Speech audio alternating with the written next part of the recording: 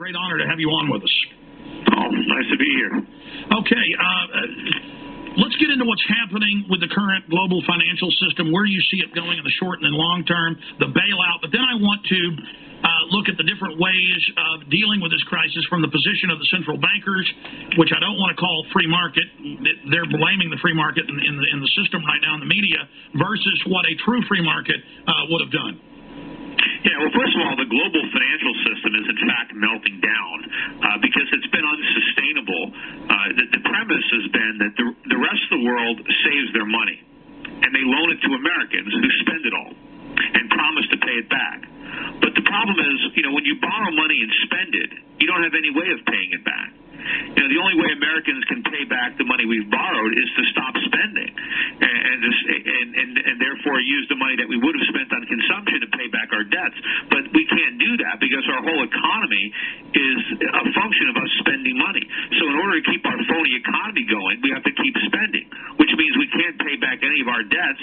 But in order to keep spending, we have to borrow more, which means the rest of the world has to loan us money indefinitely without any hope of ever getting paid back. And I think this whole dynamic is finally falling apart because the world never operated under the assumption that they were giving us money. They actually believed that they were lending us money, even though we lacked the capacity to pay it back. And now as all these loans are going bad, the whole financial system is crumbling. Please continue, going through the fundamentals for folks and then placing the blame where it needs to go, because instead they're blaming it on the American people. They're blaming it on... Well, I mean, the American people simply, acted on the incentives being delivered to them by the government through our monetary policy and through our fiscal policy. I mean, number one, we kept interest rates much too low in this country, particularly in the aftermath of September 11th and the bursting of the Nasdaq bubble.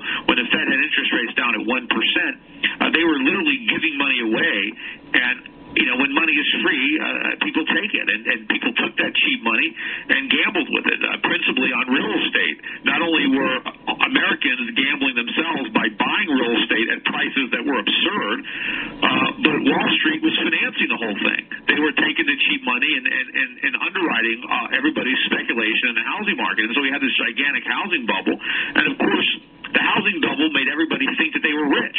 And so as people were extracting equity from their homes and buying cars and SUVs and cell phones and plasma TVs, they didn't really think they were borrowing the money. They actually thought they were rich. They thought they had all this home equity that they were tapping into. But the reality was the home equity never really existed. All they were doing was borrowing money, secured by, the illusion of home equity. Secured by inflation. Well, the inflation is what was putting the money into circulation, and eventually the inflation started to cause prices to rise other than real estate, such as food, such as energy, and of course the government blamed that on external factors, but of course it was a direct result of their monetary policy, but then we also have a tax code that incentivizes borrowing. We give people deductions for their mortgage interest, yet we tax people if they earn any interest, and we had all kinds of incentives to buy and flip houses with tax breaks. If you buy a house and sell it at a profit, you pay no taxes. But if you buy another asset and sell it at a profit, you pay taxes. And if you actually work for a living and earn wages, you pay a lot of taxes. So the government made it more lucrative to flip property than have a job, and they provided the cheap money. They also provided the market with Freddie and Fannie, which are these giant government-sponsored enterprises, which by guaranteeing all the mortgages made it possible for people to borrow much more money than they can repay because the lenders didn't care about the default risk because the government was guaranteeing the mortgages. So you had that moral hazard, and so you had this huge bubble.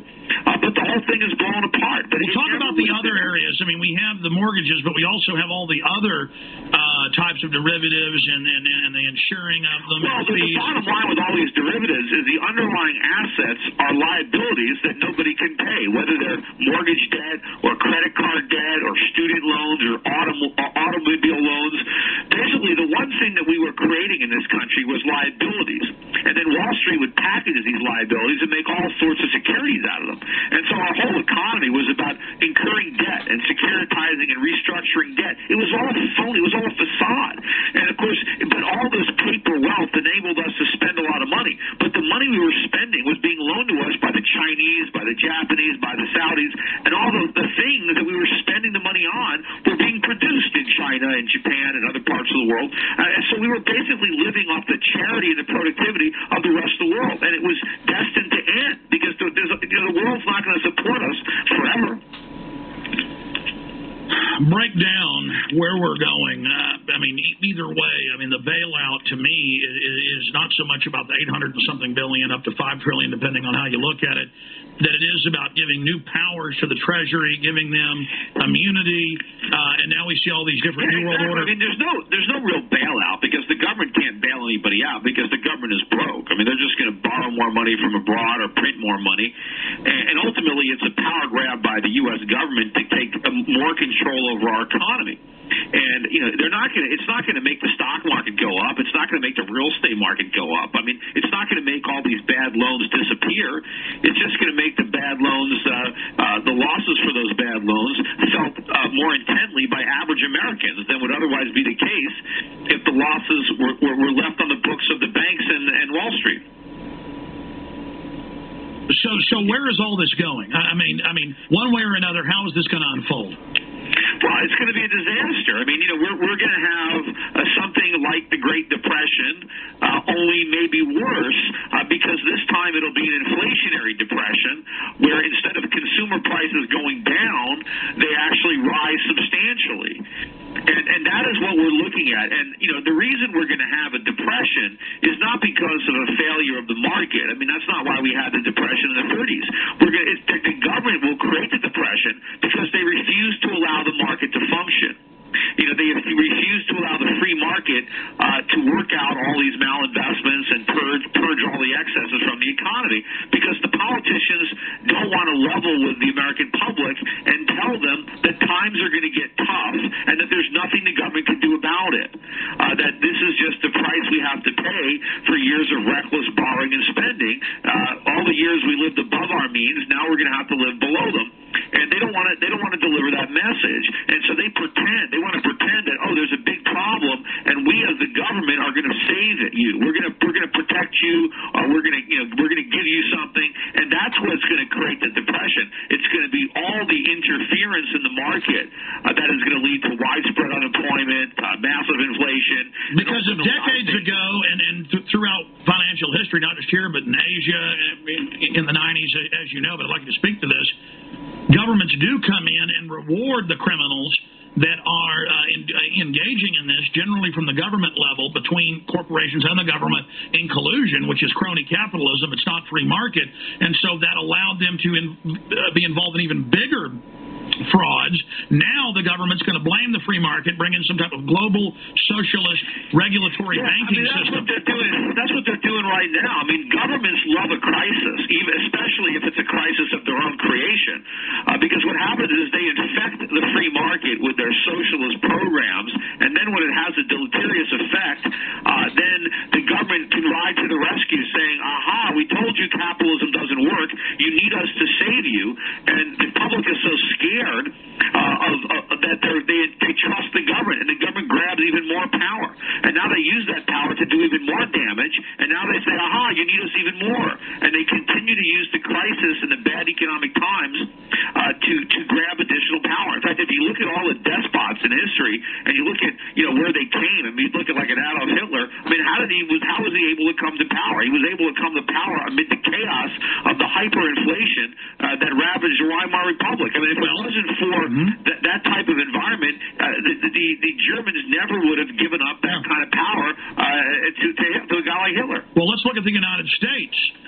The private banks, should have gone out of business. Some of them that ran scams and caused panics leading up to 1913. Then the banks write it as an anti-banking bill for government regulation, government giving governmental-type power to private banks.